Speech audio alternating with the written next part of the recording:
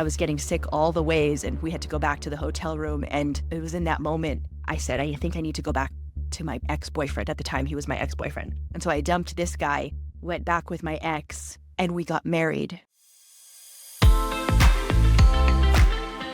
There are many stages to trauma bonds, but one of the last stages is when you feel defeated and you've given up. In this episode, Rossana Faye joins me to talk about what this experience is like and how to recognize if it's happening to you. Trauma bonds has been something that I've only recently learned about since getting out of that toxic relationship, and I now know that there are stages to it. One of the stages we don't talk a whole lot about is the late stage of trauma bond, in which there's depression, submission, and maybe even surrender. Do you think you were trauma bonded in that toxic marriage? This is tough for me because I deal with a lot of clients who are experiencing trauma bond, and I would equate it to having an addiction to a substance. You really want to quit, but you can't. There's something pulling you in, and you will use again, and you will relapse, and you'll go back and be hoovered back. And I didn't experience that with my ex. The second I needed out, the second I know I had to leave, there was no turning back. There was no hoovering me back. There was no, I could just get one more fix, So equating it to an addiction, I look more like maybe he had a trauma bond with me. He couldn't let me go. And for thinking late stage trauma bond, I would say maybe the last plea of keeping me for 2 more years, part of maybe a mild trauma bond I had with him, kept me there. It wasn't so much a trauma bond. It was more, it was a trauma bond. It was, I needed to keep things safe for me, and I just kind of gave up. It was a bit of a surrender. So when you said surrender, that really hit me. That resonated with me. But when we're thinking about just, I can't leave this person, I didn't really feel that. The second I knew I had to leave, it was gone for me. So I know it was very different for you. Yeah, well, sort of and sort of not. I get uncomfortable calling a trauma bond like an addiction. I think that it feels like an addiction. I think that for some people, there can be a pull for a repetition, a repetitiveness to the relationship, or a fear of abandonment, a fear of letting go. And because they're not ready, they continue to pursue the relationship. Or even because they have such a need for acceptance, they continue to be vulnerable to being hoovered back into the relationship. But I do think that we can have a trauma bond without being tempted to go back. Yeah. I know once my relationship was over, it was over. Yeah, I did return in the middle of it, but I returned because I wasn't ready for it to be over. I wasn't psychologically at the same spot. So when I was 1 year in and he said, I want a divorce, I didn't really want a divorce. I wanted him to still love me. So when he said he was interested in working on it again, I also had financial issues and reasons, legal issues that were compelling me to come back. But I had never stopped loving him. But when at the end of the relationship happened and he left me the way he left me, and I now knew what had gone on behind my back, I was done. I didn't want this person back. I knew that he was a liar, cheater. He was an awful person, and I was finished. Now, would it have felt good to have him say that he loved me and wanted me? Sure, I would have loved to heard that, just because I would love to have had the upper hand, but it wasn't because I really wanted the return of the relationship. I couldn't see how he could pull out of that, because now I knew this person had scammed me. So it's just, Karen sees some things when you see it. That's how I felt. I'd really seen the truth. But I would say, yes, I still had a significant trauma bond. Enough so, here's how I knew. Enough so that if he texted me, my heart pounded and I felt a lot of reaction. Maybe it was fear, wasn't for sure what to say. His opinion mattered a lot to me. So he had a lot of power to affect me, even though I didn't want him to. And I wouldn't have said, let's get back together. But I didn't want him to have that kind of power over me. So that bothered me to see myself so vulnerable to this person and to their view of life and their view of me. But I would say being out of a trauma bond today, I don't have any of that. So if he was to say that to me, I'd like, I don't like anyone saying this about me. But to have him say it doesn't carry any extra weight. I would just say, he's an asshole. Right. I would just sort of like, whatever, who cares? I don't care. Mm-hmm. So I wouldn't like it, but I wouldn't have that same I kept feeling that I would have had when I was in the middle of that relationship. So I know I had one. In fact, when mine with him broke, it broke all of them. I had one with my mom. But I had a lot of fear about her and what might happen to her and if we could get disconnected. And I felt very attached to her and very needy of a good opinion from her and very dependent on her. But when it broke with him, it broke with her. Yeah, I care about how she feels. It matters to me, but I feel like my identity now is separate from her. And so even if she disapproves of me, it doesn't feel good, but it's not catastrophic like I once felt. It used to feel really, really bad. It doesn't feel bad today. So I just feel like I'm a separate individual that exists outside these relationships, whereas before I felt like my sense of self was dependent on how healthy or unhealthy or what was happening in these relationships. I hope that makes sense. It does, yeah. It ties into the attachment part. So, well, you asked if I had a trauma bond with my ex-husband, and I didn't believe I did. But really thinking back, there was a period where we were together for 5 years, and then we had broken up. And it was so long ago, I don't remember exactly why we broke up, but a lot of it had to do with his addictions and drinking and the way he was treating me, and it was pretty awful. He hoovered me back, and I married him. And I think I married him because I was trauma bonded to him. I think when I was 30 or however old I was, 27, and I got back, he wrote me this letter. It was bullet pointed. There was a table of contents with, he even had 1.1, 1.2, 1.3, or 2.1. Like, I taught him how to write proposals because that's what I used to do in a previous job. And so he it was kind of a bit of a little, like a nod to me and what I've given him, right? The ability to write proposals because that was my job. Right. So he wrote this letter to me in a form of a proposal, not a proposal because he actually proposed only 6 months later, but still it was a way to get me back. Yeah, it was like to make a point, like a convince you, like an not an Similar. argument, but I mean literally like he was arguing for a point. Yeah, he was Yeah. proposing we get back together. It had all the elements of our relationship, and I was in a relationship already, and he pulled me out of that relationship. That was the power of the trauma bond. That was, I Yeah. needed to be back. I needed to feel attached to him because I felt like this letter was attached to how he felt about me, and it was much more of a meaningful feeling than the other guy that was actually a really perfectly healthy relationship. He pulled me out of that, and I do believe now, thinking back, when you talk about how we need that attachment, we need to feel like we're not ready to quite let that go, that there was some loose ends. He was pointing them out in the letter. And I was on a trip to Dominican, actually with my boyfriend at the time, and he wrote me this letter, and I read it on the day before I left. And I had this, the words were in my head on this trip with this really wonderful man. And this man actually was trying to ask me to marry him. And I remember the day he had a ring in his pocket and he was about to pull it out. And I immediately got sick. I was like sick from the food, or maybe I just had a physical reaction. I was getting sick all the ways, and we had to go back to the hotel room. And it was in that moment I said, I think I need to go back to my ex-boyfriend. At the time, he was my ex-boyfriend. And so I dumped this guy, went back with my ex, and we got married. And even on my wedding day, and you know the story with the cake, Yeah. even on my wedding day, there was an element of danger where he had taken chunks out of the cake and shoved it up my nose, and he was using during the wedding, and he was off, and it was awful. And I didn't know. The trauma bond was so strong that it kept me connected to him and married for 7 more years, when there was a part of me that just knew this wasn't right. Like, I left the first time, and it was that strong. He got a ring on my finger. Yeah. Yeah. So I definitely was. Yeah, that's why when you said I don't think I had one, I like your story. But you know the whole story. You did have one because it wouldn't have stayed so long. I wouldn't have. And The rational row is just not like that. So let's talk about how it really submerges your identity. I felt that. I did see myself shifting. Let me quickly just review the stages. And I know I'm not going to, if I'm doing this off the top of my head, I'm going to miss some. But the initial stage, obviously, is love bombing. Then there's an introduction of careful criticisms, all done in light to help you. But it then becomes eventually just critical. If gaslighting starts to get implemented, at that point, you start to feel confused and you start to submit to their reality, their view of the reality. Then you start to feel really, really depressed, and you eventually just give in and give up. You submit ultimately to the experience and get very, very depressed. And that's sort of considered the addicted level, when you feel like you can't get out. You know it's not good for you, but you need them so much, and your sense of self is dependent on them so much because it made you dependent on them. They just don't feel like you can break free.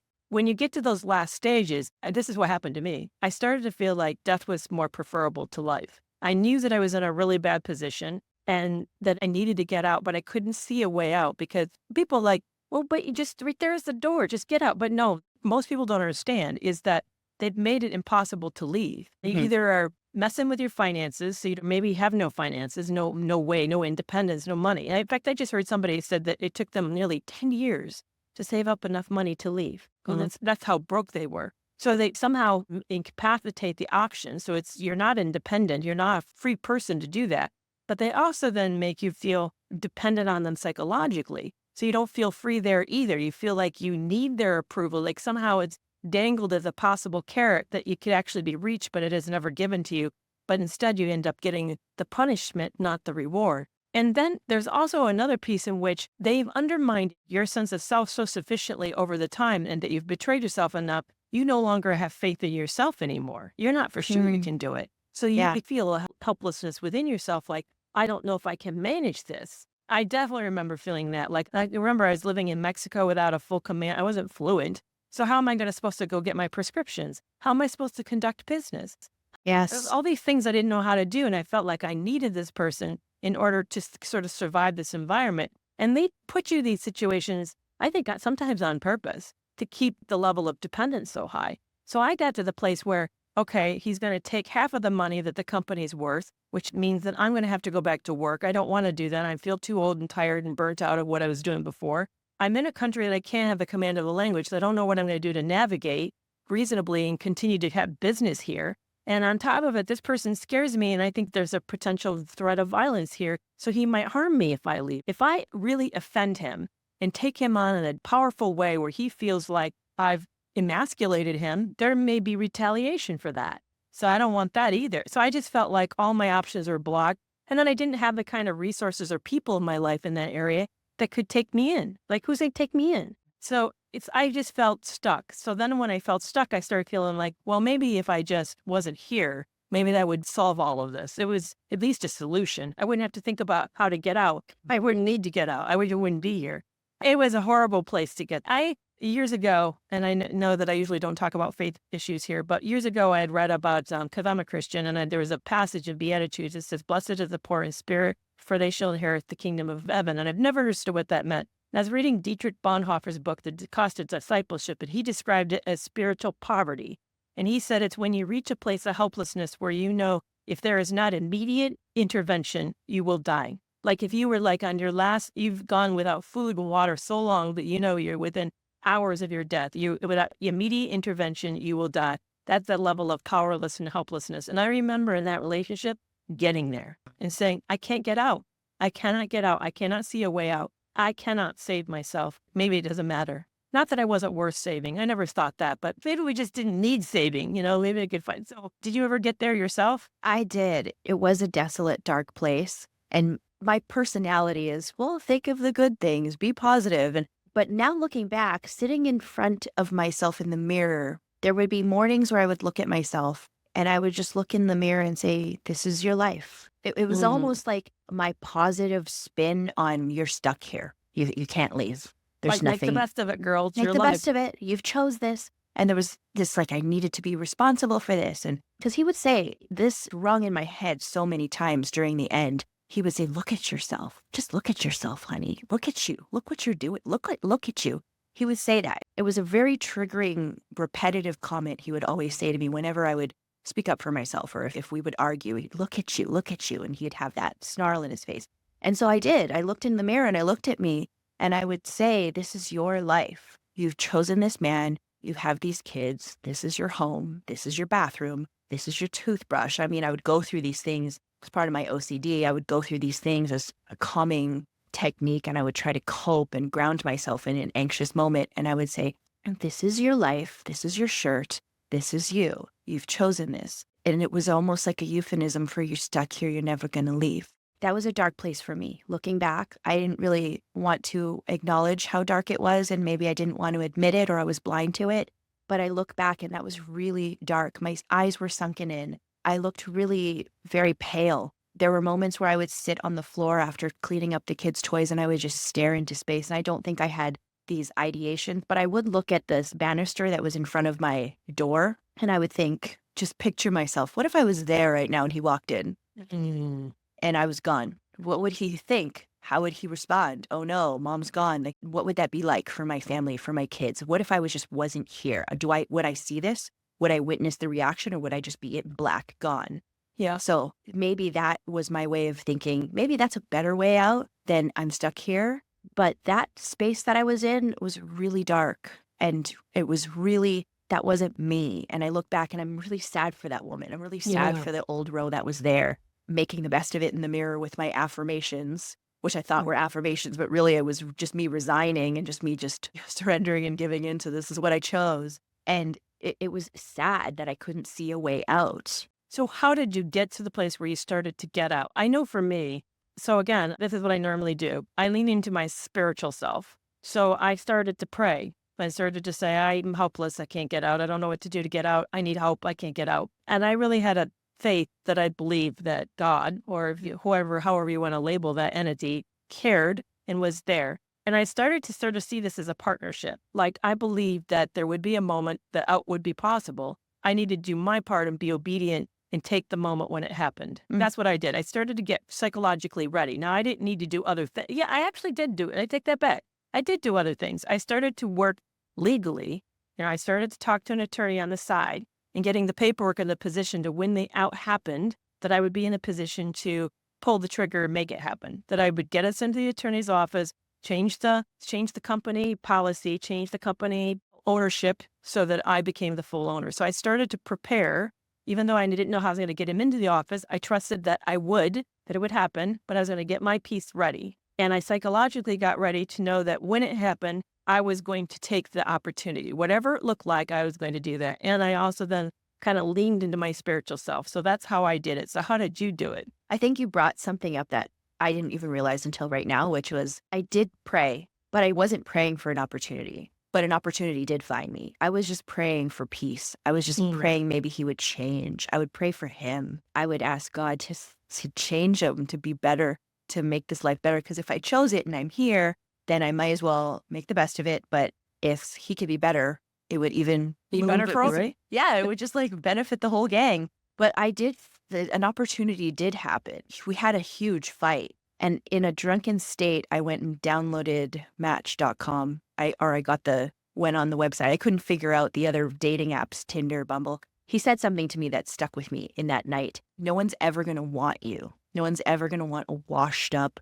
almost 40-year-old mom of 3 divorced. And I said, okay, sure. And I went to bed and I downloaded this app or this, dating site, and I attached to my Facebook page. So I had my Facebook picture and it said separated. I put separated because I didn't know what else to put. So I put separated and woke up the next day to 87 messages. I was mortified. I'm a married woman at this point, right? So I'm mortified. I'm like, oh my goodness. I wake up in this sober light. I'm like, what did I do last night? Really, in that state, I was thinking, proving to him, yeah, and no one's going to want me. Okay, someone's going to want me. So I deleted the app. I deleted the emails. I deleted it all. I was on for maybe 8 hours total. I went to go work for 30 hours as a doula, came home, and he was there. He had found out about this and approached me at night, like ripped the sheets off the bed, took the pillow out from under me after I had showered and gone to bed. It's 3 a.m. And he was like, when are you going to ever tell me? Were you going to tell me that you're having an affair?